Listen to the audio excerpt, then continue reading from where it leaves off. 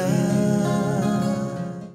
India maritime weeks 2025 के शुभ अवसर पर ओडिशा की पवित्र धरती की ओर से आप सभी को हार्दिक शुभकामनाएं देता हूं। देश को 2047 तक विकसित भारत बनाने की माननीय यशस्वी प्रधानमंत्री श्री नरेंद्र मोदी जी की संकल्प को साकार करने के लिए कार्यरत दूरदर्शी नेता और केंद्रीय मंत्री श्री अमित शाह जी की गरिमामय उपस्थित ये कार्यक्रम को और भी सार्थक बनाता है। यह आयोजन केवल एक औद्योगिक सम्मेलन नहीं बल्कि विकास और वैदेशिक वाणिज्य में भारत की पुनरुत्थान यात्रा की ये प्रतीक है। प्रधानमंत्री श्री नरेंद्र मोदी जी के दूरदर्शी नेतृत्व में भारत ने समुद्री क्षेत्र को राष्ट्रीय विकास की धुरी बनाया है। Ports for prosperity, shipping for आत्म भारत का मंत्र आज भारत को वैदेशिक व्यापार के नए मानचित्र पर स्थापित कर रहा है। सागरमाला, भारतमाला और ब्लू इकोनॉमी जैसे अभिनव योजनाओं ने हमारे तटीय राज्यों की अर्थव्यवस्था को नई ऊर्जा दी है। ओडिशा की परिप्रेक्ष्य में हमारा पास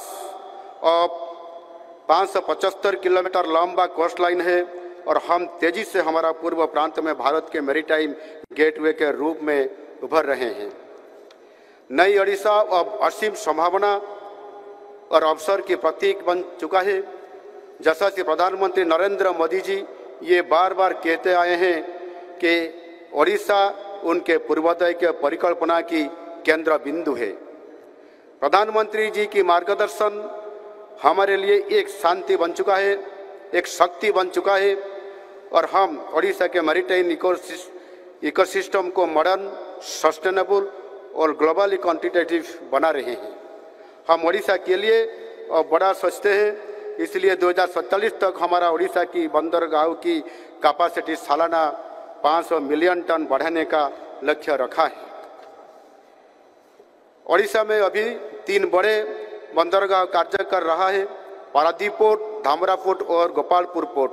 ये तीनों बंदरगाह ओडिशा को भारत की समुद्री अर्थव्यवस्था का धड़कता हुआ केंद्र बना रहे हैं। अगले कुछ साल में और छोटे छोटे बंदरगाह बनाने के लिए जगह ही पहचान की गई है। इसके साथ धामरा, गोपालपुर, सुबर्णर का अस्तरंग और जटाधार मुहान में चल रही परियोजनाएं ओडिशा के सामुद्रिक दृश्यपट को एक नया रूप दे रही है। हमारे सामुद्रिक अभिवृद्धि में पारादीप बंदरगाह की भूमिका सबसे गुरुत्वपूर्ण है। पिछले 2 साल में अच्छी प्रदर्शन के लिए पारादीप पोर्ट को बहुत सारी पुरस्कार भी मिला है। ओडिशा में सामुद्रिक विकास के लिए हम 2 प्रभावशाली परियोजनाएं बना रहे हैं।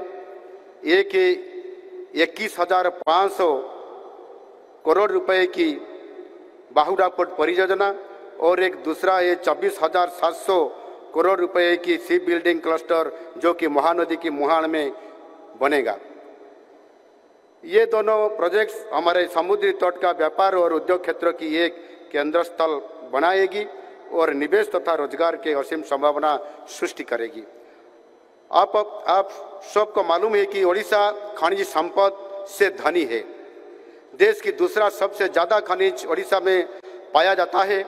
खनिज संपदा से धनी देश के 3 सबसे बड़ा राज्यों में से सिर्फ ओडिशा में ही अच्छी खासी कोस्ट लाइन और विकसित बंदरगाह भी है।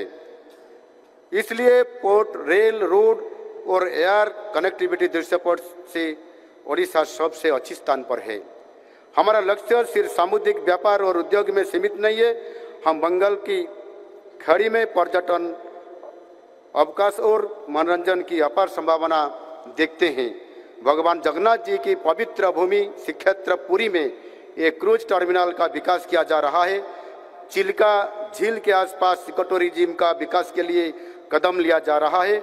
इससे निरंतर और समावेशी विकास के लिए नई मार्ग खुल रहा है। हमारी सरकार ने 2036 तक समृद्ध ओडिशा बनाने का लक्ष्य रखा है, क्योंकि 2036 में ओडिशा स्वतंत्र राज्य गठन की 100 साल का पूर्ति मनाएगा। ये विजन के तहत हम ओडिशा की इकोनॉमी को $500 ट्रिलियन बनाने का लक्ष्य रखे हैं। ये परिकल्पना में निर्यात और पोर्ट लेड इकोनॉमी की जरूरत है। हम इसी दिशा में कार्यरत हैं।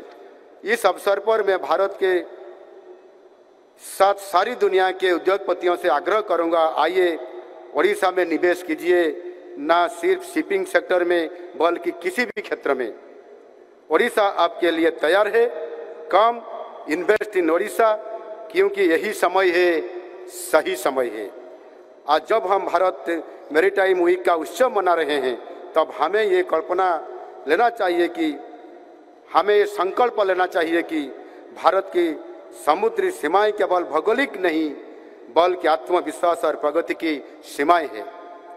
मैं फिर से ये भव्य और सार्थक आयोजन के लिए माननीय मुख्यमंत्री श्री फडणवीस जी को धन्यवाद अर्पण करता हूं। भारत सरकार ने ओडिशा के मैरीटाइम पोटेंशियल के सफल रूपायन में हमेशा हमारा साथ दिया है। इसलिए मैं इस अवसर पर माननीय प्रधानमंत्री नरेंद्र मोदी जी, केंद्र गृह मंत्री श्री अमित शाह जी, केंद्रीय मंत्री सर्बानंद सोनोवाल जी और भारत सरकार के हृदय से आभार व्यक्त करता हूं। धन्यवाद। जय हिंद। वंदे उत्कल जननी।